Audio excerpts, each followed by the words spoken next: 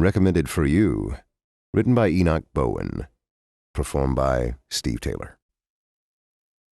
Amazon knew my wife was pregnant before I did. I was browsing for some graphic novels when I saw on the bottom of the page, Recommended for You, Home Pregnancy Test. I laughingly told my wife about it during dinner. That was when she broke the news to me. When I logged back on a week later, there was a whole new list of suggested products related to pregnancy and baby care. Obviously, my wife had been browsing for this kind of stuff, so I didn't give it a second thought. Everything went well for the next 4 months. I had a constant buzz of excitement knowing I was going to be a new dad. My wife was happy and healthy. I couldn't have asked for anything better. One day I logged on to Amazon.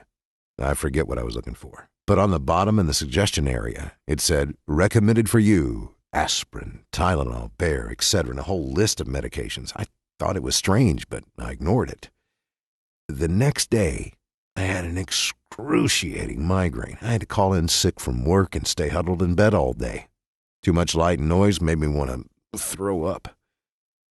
As I lay in bed in the dark with my head in a vice, I had some time to think about the weirdly accurate suggestions. Was it a coincidence?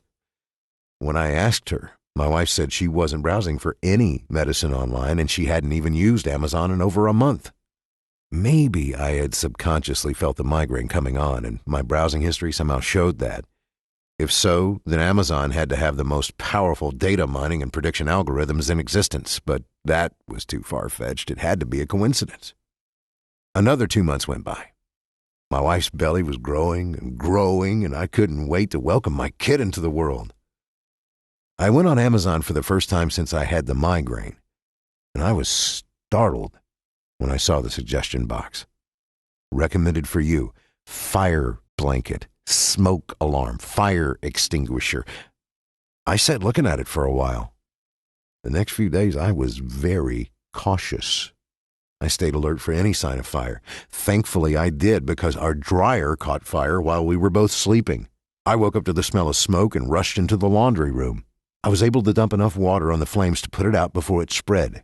Now I was creeped out. That was way too much of a coincidence.